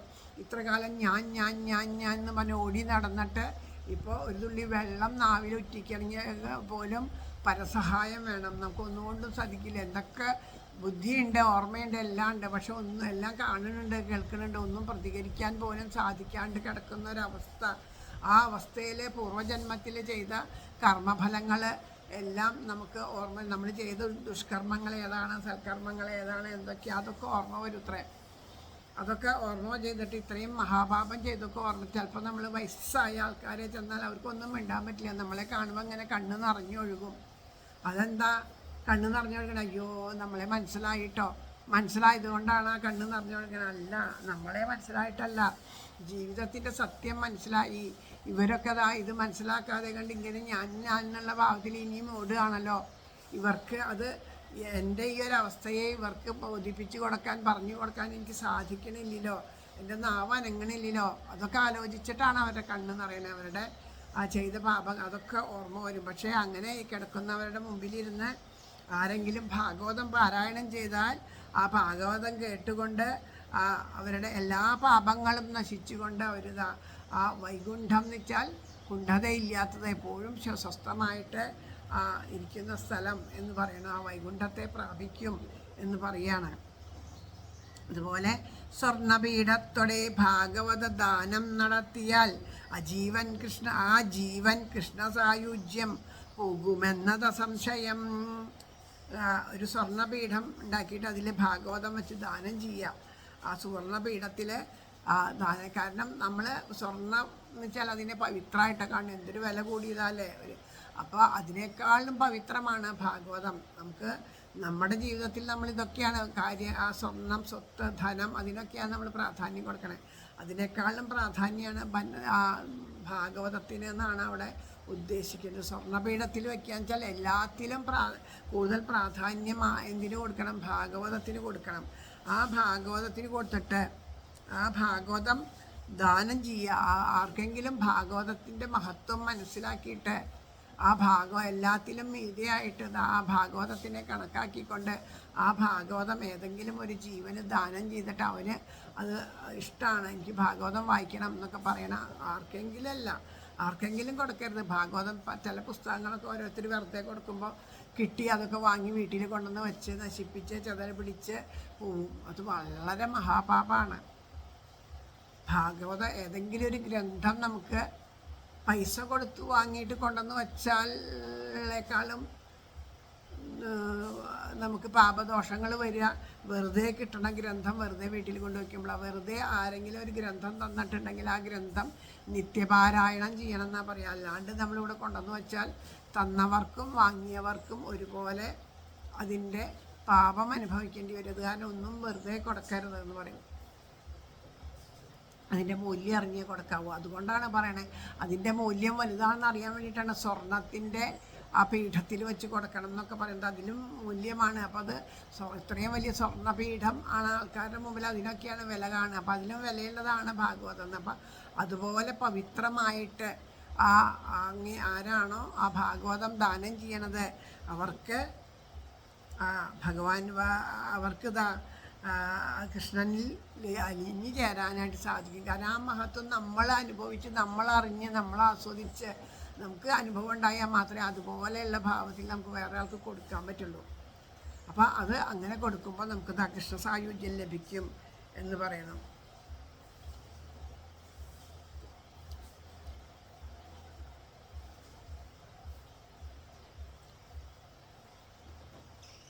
ഹരേ കൃഷ്ണ.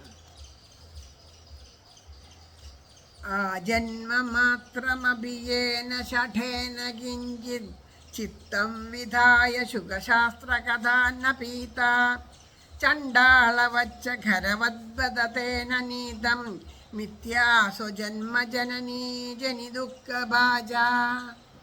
ഓർത്തീല ഭാഗവതമാധ്വി നുകർന്നു നോക്കാൻ പാരിൽ പിറന്നവന് ഒരിക്കലും എന്നിരിക്കിൽ ചണ്ടാള ഗർദ്ധഭ സമാനനവൻ സ്വമാതൃകുക്ഷിക്കണച്ച കഥനങ്ങൾ വൃഥാവിലായി. ഇപ്പൊ പറയാണ്, ഏതൊരാളാണോ, ഒരു പുരുഷനാണോ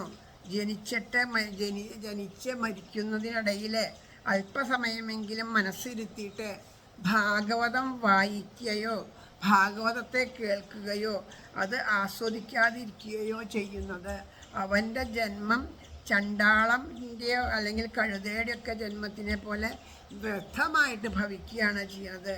അവൻ അമ്മയ്ക്ക് വെറുതെ ഗർഭപീഠ അനുഭവിപ്പിക്കാനായിട്ട് ഉണ്ടായത് എന്ന് മാത്രമല്ല, അമ്മയെ ദുഃഖിപ്പിക്കാനുണ്ടായ ഒരു ജന്മം എന്ന് മാത്രം, അത്രയും അവൻ്റെ ആ ജന്മം നിഷ്ഫലമായിട്ട് തീരുന്നു. അപ്പോൾ ഒരു മനുഷ്യനായിട്ട് ജനിച്ചാൽ ഒരിക്കലെങ്കിലും ജീവിതത്തിൽ ഒരിക്കലെങ്കിലും ഭാഗവതം കുറച്ചെങ്കിലും കേൾക്കുക, അതിനെ വേണ്ടതുപോലെ കുറച്ചെങ്കിലും അതിനെ ആസ്വദിക്കാൻ നമുക്ക് സാധിച്ചിട്ടില്ലെങ്കിൽ ആ ജന്മം വൃഥാവിലായി. ചുട്ടു തിന്നുന്നു ജന്മം പഴുതെ നാം. ഇത്ര നല്ലൊരു മനുഷ്യജന്മം കിട്ടിയിട്ട് ചുട്ടു തിന്നുന്നു ജന്മം പഴുതെ നാം എന്ന് പറയില്ലേ, അത് തന്നെയാണ് ഇവിടെ പറയുന്നത്. ജീവച്ഛവോ നിഗദിതാ സതു പാപകർമ്മ യേന ശ്രുതം ചുഗകഥാവചനം ന കിഞ്ചിത് ധിക്തം നരം പശുസമം ഭുവി ഭാരരൂപ ഏവം വദന്തി ദിവിദേവ സമാജമുഖ്യ. ജീവച്ഛവം ശുഗകഥാമതമാബ്ധിതെല്ലും ഉണ്ണാത്ത പാപി ധരണിക്കു കടുത്ത ഭാരം നിന്ദാർഹന്ന പശുസമൻ പറയുന്ന കേൾപ്പു മാനത്തു ദേവസഭയിൽ ബഹുപണ്ഡിതന്മാർ. പറയാണ്, ആ ഒരു മനുഷ്യനായിട്ട് ജനിച്ചിട്ട് ഭാഗവത കഥ അല്പമെങ്കിലും കേൾക്കാണ്ട് ഇരിക്കുന്നത് ആ പാപകർമ്മത്തിനായിട്ട് മാത്രം ജനിച്ചവനാണ് അവൻ. എന്തിനു വേണ്ടി? പാപം ഉണ്ടാക്കാൻ വേണ്ടി മാത്രം, സ്വന്തം ജീവിതം പാപം ആക്കിയിട്ട് തീർക്കാൻ മാത്രം, ആ പാപത്തിൻ്റെ ഭാരം കൂട്ടാൻ വേണ്ടി മാത്രമാണ് ജനിച്ചത് എന്ന് പറയണം. അവൻ ജീവിച്ചിരിക്കുന്നുണ്ടെങ്കിലും ജീവൻ മൃതനായിട്ട്, അവനെന്ത് ജീവച്ഛവായിട്ടാണ്. ജീവിച്ചിട്ട് എന്താ കാര്യം? ഭഗവാന്റെ കഥ കേൾക്കാൻ പറ്റാത്ത ഒരു മനുഷ്യജന്മം ചത്തതീനൊക്കുമേ ജീവിച്ചിരിക്കലും എന്ന് പറയണ പോലെയാണ്. ഭൂമിക്ക് ഭാരമായിട്ട് തീരുക, അല്ലെ? ഭൂമിക്ക് ഭാരം ഉണ്ടാവേണ്ട. ഭൂമി പറയില്ലേ, അസുരന്മാരെ കൊണ്ട് നിറഞ്ഞു എന്ന് വെച്ചാൽ ഇതുപോലെയുള്ളവർ ഈശ്വര കഥകളെയൊന്നും കേൾക്കാണ്ട് ഭാഗവതമൊന്നും കേൾക്കാണ്ട് തോന്നിയോണം നടന്ന് ആ കർമ്മപ്രാരാബ്ധങ്ങൾ ഉണ്ടാക്കിയിട്ട് അവർ ആ ഭൂമിക്ക് ഭാരമായിട്ട് തീരുമ്പോഴാണ് ആ ഭൂമിദേവി ഭഗവാനോട് സങ്കടപ്പെടുന്നത്. അപ്പം അങ്ങനെയുള്ള ആ ഭൂമിക്ക് ഭാരമാക്കി തീർക്കുന്നതിൽ അവൻ ഏറ്റവും വലിയ ആ നിന്ദയ്ക്ക് അർഹനായവനാണ് അങ്ങനെയുള്ള മനുഷ്യൻ. അങ്ങനെ ആ ദേവസംഘത്തിൽ മുഖ്യന്മാരായവർ പറയാണ്, ഭാഗവത ശ്രവണ പഠനാദികളിൽ അല്പവും മനസ്സിരുത്താത്തവൻ മൃഗതുല്യനും ജീവിച്ചിരിക്കണമെന്നുണ്ടെങ്കിലും മരിച്ചതിന് തുല്യവും എല്ലാവരായാലും നിന്ദിക്കപ്പെടേണ്ടവനുമാണ് അവൻ എന്നതാ പറയണു. അത്രയും മഹാപാപിയാണ് എന്നർത്ഥം.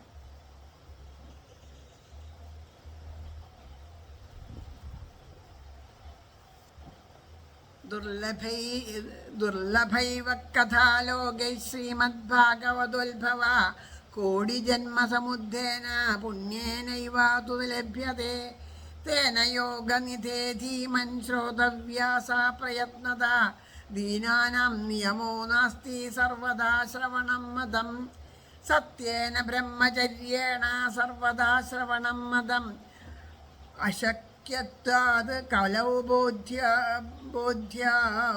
വിശേഷാത്ര ശുഗാജ്ഞയാ.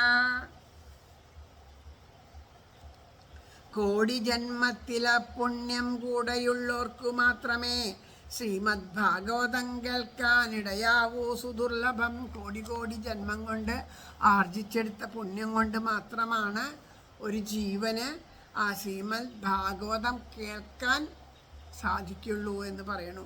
അങ്ങനെ കേട്ട് കഴിഞ്ഞാൽ മാത്രം അതിനാൽ നീ പണിപ്പെട്ടും ധീമൻ കേൾക്കണമിക്കഥ ഇന്ന നാളെന്നില്ല കേൾക്കാൻ എന്നും ആ കഥ മാമുനെ. അതുകൊണ്ട് പറയണം, അതുകൊണ്ട് ഈ ഭാഗവത കഥ കേൾക്കുക തന്നെ വേണം, അത് കേൾക്കാണ്ടിരിക്കരുത്. അത് ഏത് ദിവസം എന്ന് ചോദിച്ചില്ല, അങ്ങനെ ഒരു ദിവസമൊന്നുമില്ല, എപ്പോഴും എന്നും എപ്പോഴും കേൾക്കേണ്ടതാണ് ഈ കഥ. ബ്രഹ്മചര്യം സത്യം ഇവ അനുപേക്ഷ്യങ്ങളെങ്കിലും വിശേഷവിധിയുണ്ടാക്കി കലിദോഷജ്ഞനാം ശുകൻ. ബ്രഹ്മചര്യം സത്യം ഇങ്ങനെയുള്ളതൊക്കെ വേണം എന്നുണ്ടെങ്കിലും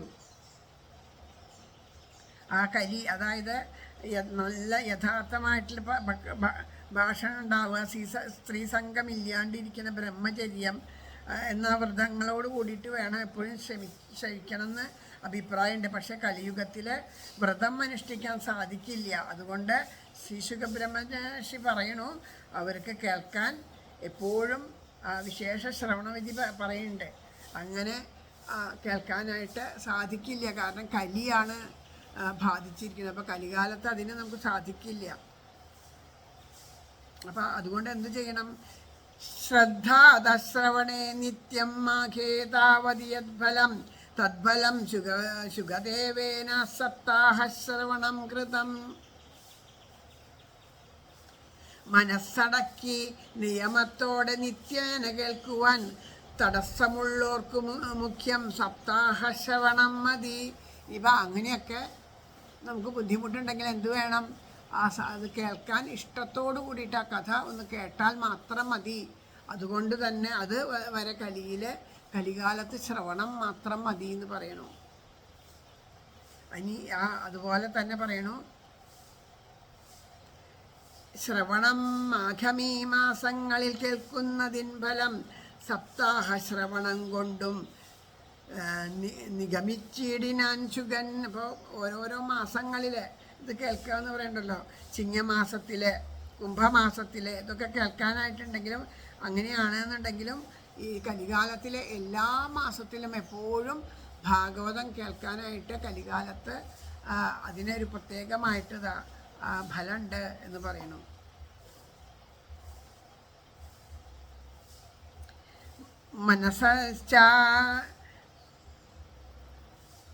മനസശ്ചാജയാദ്രോഗാത് പുംസാം ചൈവായുഷാക്ഷയാത് കലേർദോഷാ ബഹുത്വാച്ഛ സപ്താഹശ്രവണം മതം. മനസ്സടങ്ങായിക രോഗം ആയുസ്സിൻ ക്ഷയമിങ്ങനെ സപ്താഹശ്രവണം നീക്കും കലിദോഷങ്ങളെയൊക്കെയും. മനസ്സ് അടക്കാണ്ട് ഇങ്ങനെ എപ്പോഴും ടെൻഷൻ, അത് വിഷമം, ഇത് വിഷമം, എന്ത് കാര്യത്തിനെയും നമ്മളെന്താ കാണുക? എത്ര നല്ല കാര്യമായാലും അതിനെ നന്മയൊന്നും കാണാൻ പറ്റില്ല. അതിൽ എന്താ തിന്മയുള്ളതെന്ന് വെച്ചാൽ അതേ കാണുള്ളൂ. അങ്ങനെ നന്മയൊന്നും കാണാൻ പറ്റാണ്ട് എപ്പോഴും തിന്മ കാണുക. ആ നന്മകളെ ഉപേക്ഷിച്ചിട്ട് തിന്മകളെ എടുത്തിട്ട് ആ തിന്മകളെ പറ്റി മാത്രം ചിന്തിച്ചിട്ട് മനസ്സിനെ സംഘർഷണപ്പെടുത്തുക. അത് മറ്റുള്ളവരുടെ ഇടയിലും അതെ, മറ്റുള്ളവരുടെ മനസ്സിനെയും നമ്മളങ്ങനെ വ്യാകുലപ്പെടുത്തിക്കൊണ്ടിരിക്കുക. അങ്ങനെ എപ്പോഴും മനസ്സ് ചഞ്ചലമായിട്ട് കൊണ്ടിരിക്കുക, എപ്പോഴും മനസ്സ് വിഷമിച്ചു കൊണ്ടിരിക്കുക, ഒന്നിനും നമുക്കൊരു ദൃഢത ഇല്ലാണ്ടിരിക്കുക. ഒരു എന്താ പറയുക, സ്വയം തന്നെ നമുക്ക് നമ്മളെ തന്നെ ഇല്ല പറയില്ല, അങ്ങനെ ഒരു അപകർഷതാബോധമൊക്കെ ഉണ്ടാവുമല്ലോ. അങ്ങനെ മനസ്സടങ്ങാണ്ട് വിഷമിക്കുക. പിന്നെ രോഗങ്ങളെ കൊണ്ടും ദുരിതങ്ങളെ കൊണ്ടും അനുഭവിച്ചിട്ട് ദുഃഖിക്കുക.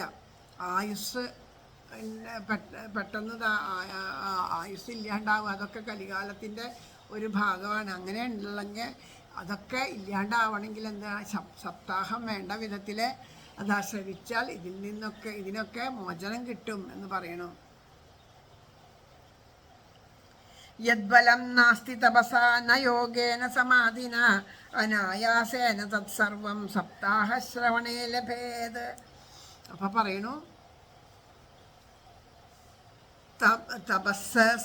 തപസ് സമാധി യോഗങ്ങൾ നൽകാത്ത സുഫലങ്ങളെ അനായാസേന നൽകുന്നു സപ്താഹശ്രവണം വ്രതം. യജ്ഞാത് ഗർജതി സപ്താഹോ ഗർജതി വ്രതാത് തപസോ ഗർജതി പ്രോച്ചൈസ്തീർത്ഥാൻ നിത്യം ഹി ഗർജതി. യോഗം ധ്യാനം യജ്ഞം ഒന്നുകൊണ്ടും വയ്യെന്നു വെല്ലുവാൻ എന്തുണ്ടു പറയാൻ സപ്താഹത്തിൻ പോർവിളി കേൾക്കുവിൻ. അപ്പോൾ ആ സപ്താഹമാണ് പറയണത്. അതായത് യജ്ഞം, വ്രതാനുഷ്ഠാനം, തപസ്, നിത്യം തീർത്ഥസ്നാനം ചെയ്യുക, പുണ്യകർമ്മങ്ങൾ, ഇതിനേക്കാളും ഉത്കൃഷ്ടമാണ് സപ്താഹ ശ്രവണം എന്ന് പ്രത്യേകിച്ച് ഈ കലികാലത്ത് എന്നതാ ഇവിടെ ഉദ്ഘോഷിക്കപ്പെട്ടിരിക്കണമെന്ന് പറയാം. യോഗദ്ഗർജതി സപ്താഹോ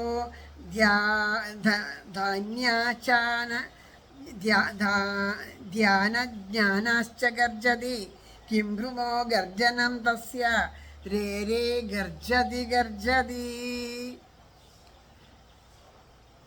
ജ്ഞാനാദിധർമ്മങ്ങളൊക്കെയും തിരസ്കരിച്ചിടും വിസ്മയമി കഥാമൃതം. പ്രസ്പൃഷ്ടാമല്ലിപ്പൊരുൾ യോഗവിത്തുകൾക്കുണ്ടായതെമ്മെട്ടു മുക്തി നൽകുവാൻ. അതായത് യോഗം, ധ്യാനം, ജ്ഞാനം ഇവയെക്കാളൊക്കെ ഉത്കൃഷ്ടം ആരാണ്? സപ്താഹം തന്നെയാണ്. സപ്താഹത്തിൻ്റെ മഹത്വം ഞങ്ങൾക്കൊന്നും പറയാൻ വയ്യ എന്നതാ സനകാദി ഋഷീശ്വരന്മാർ പറയണു. പുരുഷാർത്ഥത്തെ സാധിപ്പിക്കാൻ വേണ്ടിയിട്ട് ഇതര യജ്ഞങ്ങളെക്കാൾ ശ്രേഷ്ഠം സപ്താഹ യജ്ഞം തന്നെയാണെന്ന് ഉച്ചത്തിൽ രേരേ ഗർജതി ഗർജതിൻ്റെ ഉച്ചത്തിൽ ഉദ്ഘോഷിക്കണമെന്ന് പറയാം.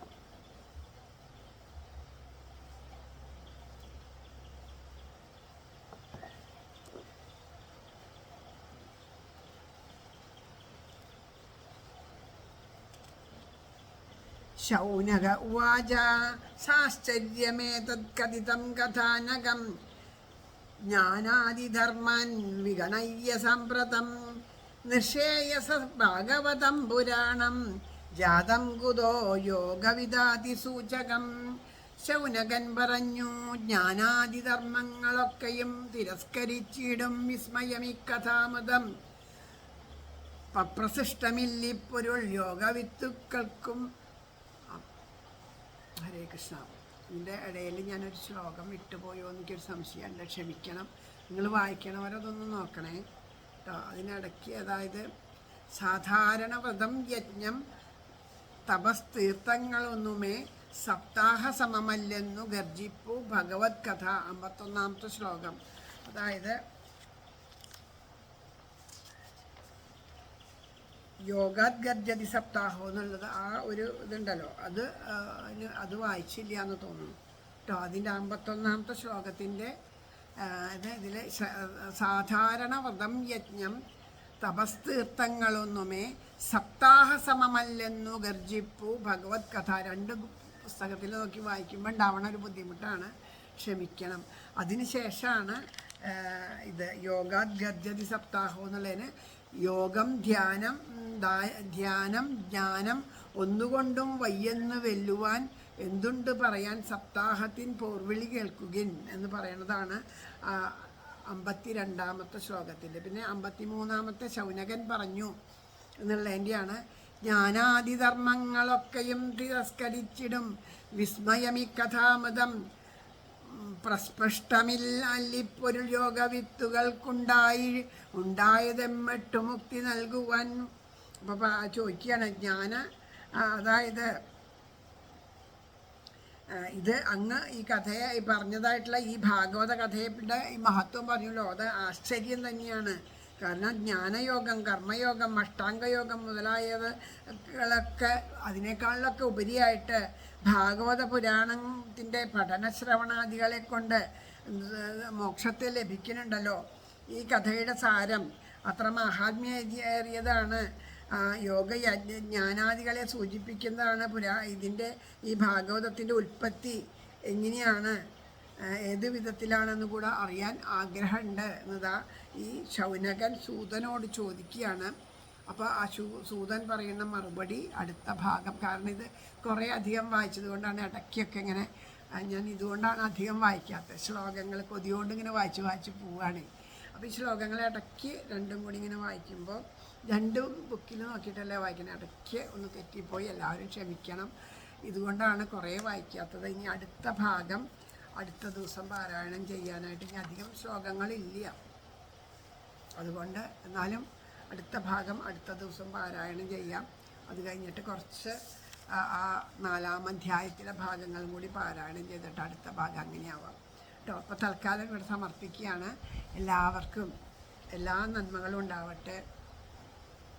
എല്ലാ തെറ്റുകളും കുറ്റങ്ങളൊക്കെ പുറത്ത് ഇത് വേണ്ടതുപോലെ എല്ലാവരുടെ ഉള്ളിലും എത്താനായിട്ട് ആ ശ്രീകൃഷ്ണ ഭഗവാൻ തന്നെ അനുഗ്രഹിക്കട്ടെ എന്ന് പ്രാർത്ഥിക്കണു. എപ്പോഴും തെറ്റുകൾ ധാരാളം വരും. നമ്മളിത് ആദ്യമായിട്ട് കൈകാര്യം ചെയ്യുകയാണ്. അപ്പോൾ അതുകൊണ്ട് തന്നെ വായിക്കുമ്പോൾ അക്ഷരത്തെറ്റുകളായിട്ട് വരാം, ഇതുപോലെയുള്ള തെറ്റുകൾ. കാരണം ശ്രദ്ധ നമുക്ക് വേണ്ടതുപോലെ ആയിട്ടില്ല എന്ന് ഭഗവാൻ നമുക്ക് കാണിച്ചു തരിക. ശ്രദ്ധയോടുകൂടി കൈകാര്യം ചെയ്യാൻ എപ്പോഴും പറയേണ്ടതിൽ ശ്രദ്ധ വേണം, ശ്രദ്ധ വേണം. അപ്പോൾ നമുക്ക് ഇതുപോലെ ഓരോ ശ്ലോകങ്ങൾ വിട്ടുപോകണമെങ്കിൽ ശ്രദ്ധയില്ല എന്ന് തന്നെയാണ് അതിൻ്റെ അർത്ഥം. ഭഗവാൻ നമുക്ക് കാണിച്ചു തരണു. കൂടുതൽ ശ്രദ്ധയോടുകൂടി ഇരിക്കാനും കേൾക്കാനും പറയാനും നമുക്ക് സാധിക്കട്ടെ എന്ന് പ്രാർത്ഥിച്ചുകൊണ്ട് ഇന്നത്തെ ഈ ഭാഗം അവിടെ സമർപ്പണം ചെയ്യുകയാണ്. സർവത്ര ഗോവിന്ദനാമ സങ്കീർത്തനം, ഗോവിന്ദ ഗോവിന്ദ. 53 ശ്ലോകങ്ങൾ വരെയാണ് നമ്മൾ പാരായണം ചെയ്ത് സമർപ്പിച്ചത്. ഈ സൂതൻ്റെ മറുപടിയായിട്ട് 54-ാമത്തെ ശ്ലോകം മുതൽ നാളെ നമുക്ക് കാണാൻ സാധിക്കട്ടെ എന്ന് പ്രാർത്ഥിച്ചുകൊണ്ട് എല്ലാവരുടെയും പാദത്തിൽ നമസ്കരിച്ചുകൊണ്ട് ശ്രീ ഗുരുവായൂരപ്പൻ്റെയും ഭക്തജനങ്ങളുടെയും പാദത്തിൽ എല്ലാം പ്രേമപുഷ്പാഞ്ജലിയായിട്ട് സമർപ്പിച്ചുകൊണ്ട് ഈ വാക്കുകൾ ഇവിടെ സമർപ്പിക്കുന്നു. ശ്രീ ഗുരുവായൂരപ്പ, ശ്രീ ഗുരുവായൂരപ്പ.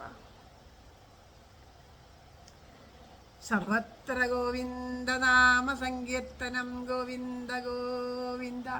ശ്രീഹരയേ നമ. ഹരേ ഗുരുവായൂരപ്പ ശരണം. നാരായണാഖില ഗുരോ ഭഗവൻ നമസ്തേ. ജയ് ജയ് ശ്രീ രാധേശ്യാം, രാധേശ്യാം.